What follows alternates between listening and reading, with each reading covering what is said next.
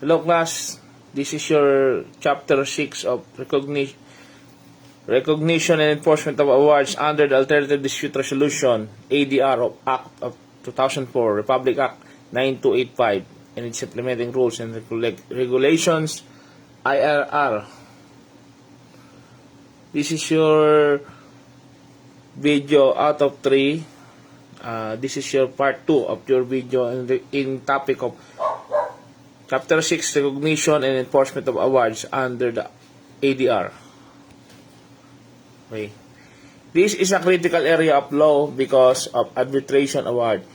It's just a piece of paper until a court recognizes to enforce it. It will cover a lot of ground from the New York Convention to specific grounds for refusal and summary nature of these proceedings.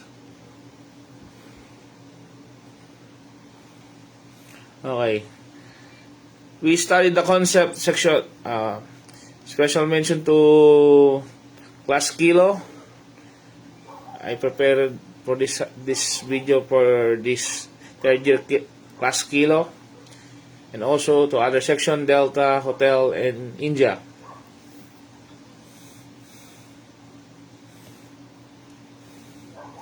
Why and how of these rules through a few key concepts. Okay, the big picture, recognition versus enforcement. Then later to our video part 3, we discuss for the last few, and then prepare for your quiz after that. Okay, listen to this part 2 video. The big picture. This is the big picture, recognition versus enforcement. In legal terms, these two concepts work together but are slightly different. Recognition, the court acknowledges that the arbitral award is binding and has the same status as a court judgment.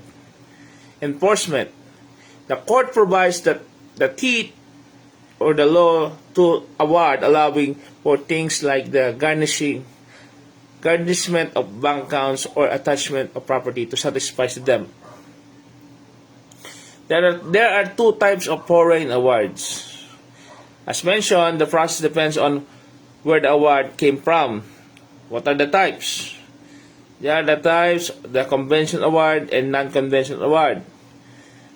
Convention award or the governing law rule is the New York Convention, and the key requirements is petitioner must prove the country or origin is a member of New Yorker Convention. Okay.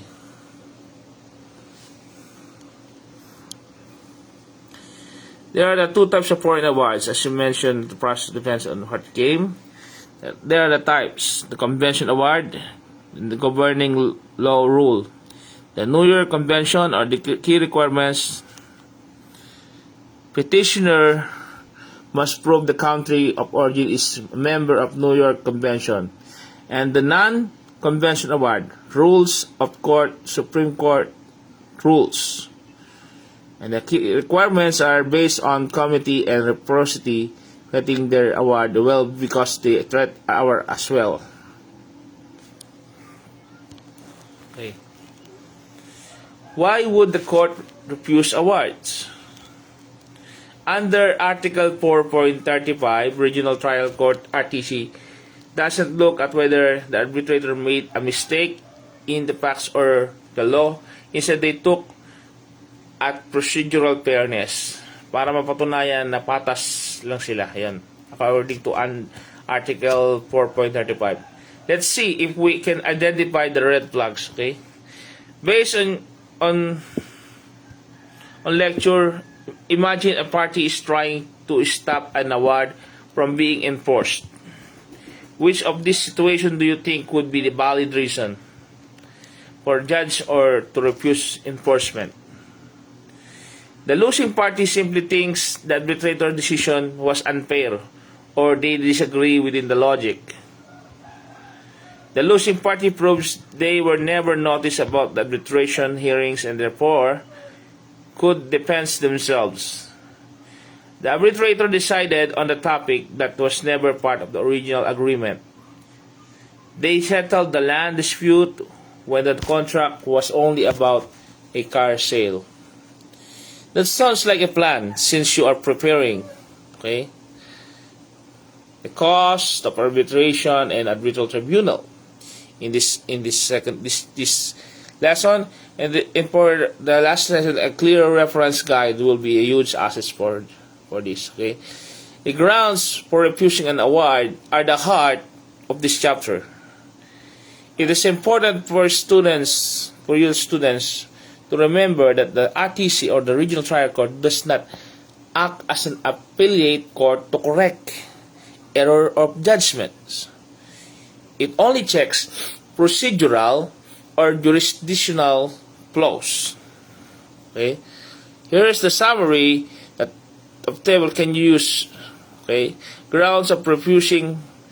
Summary in grounds of refusing recognition of an enforcement based on Article 4.35.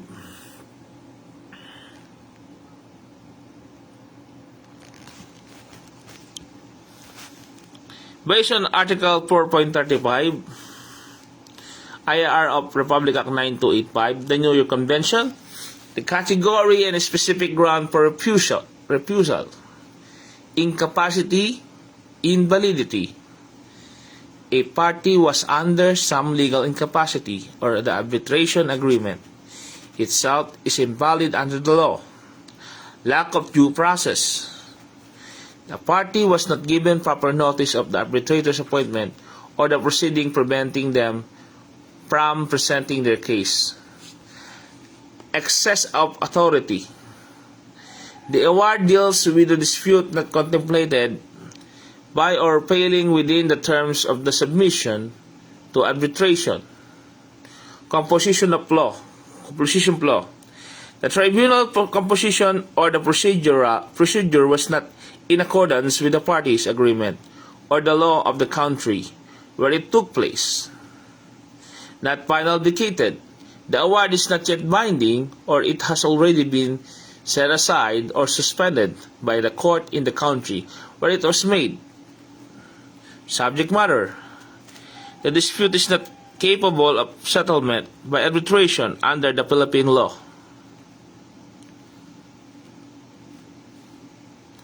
Criminal liability or matrimony status. Public policy. Recognition or enforcement would be contrary to the public policy of the Philippines.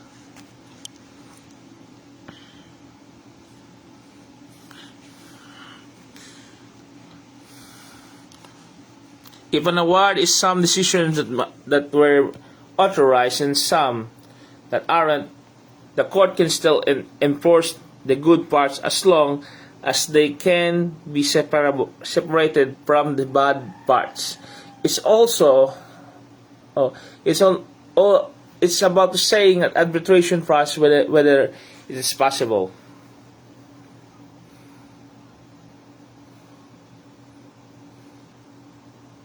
Okay. The cause of arbitration, administrative fees. Okay. Today we tackle the administrative fees versus arbitrator's fees. Okay. The cause and arbitral tribunal. Okay. One of the class told me if they are cost, if they, sabi ng isa sa mga estudyante ko dito sa subject nito, na kung meron daw ba na paggastos sa pagsasampa ng kaso, o meron ba daw na magastos ba magsampa ng kaso. Ito po ang sagot. Siyempre po, kung kikilos po tayo, kailangan po ng gastos. Ngayon, papaliwanag po natin kung ano yung mga yon. Okay? Excellent yung tanong na yon. Ngayon, sasagutin natin yung tanong niyan according sa sinasabi na dito. Okay? The cause of arbitration and arbitral tribunal. This is where the students often get confused about who pays or what. Okay? In the Philippine arbitration, under Republic Act 9285 and the Ancestral Model Law, the general rule is cause follow the event. This means the loser pays unless the tribunal decides that apportioning cost is more reasonable. Okay. Here is the checklist breakdown of the typical costs involved in arbitral proceedings. Okay, may visual aid tayo. Here is the checklist. The checklist of the cost of arbitration. According to Article 4.46 of the IAR, the costs and arbitration are not just arbitrators' pay. They include fees of the arbitral tribunal, usually stated separately for each arbitrator, travel and expenses, out-of-pocket costs incurred by the arbitrators during the proceedings, expert advice costs for any experts or assistance required typically by the tribunal, witness costs, travel and other expenses for the witness to the extent of tribunal proves, legal representation. The successful party can claim attorney's fees provided the tribunal finds the amount of reasonable and they were claimed during the process. Appointing authority fees. Any fees charged by the agency that helped select an arbitrators. Okay. Administrative fees versus arbitrators. Arbitrators fees.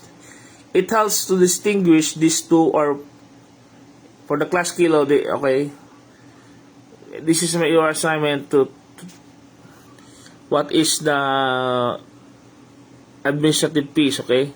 The P-type administrative fees. What it covers, the overhead used and hearing rooms and secretarial. Who handles it? The arbitration institution. Okay, take note of this.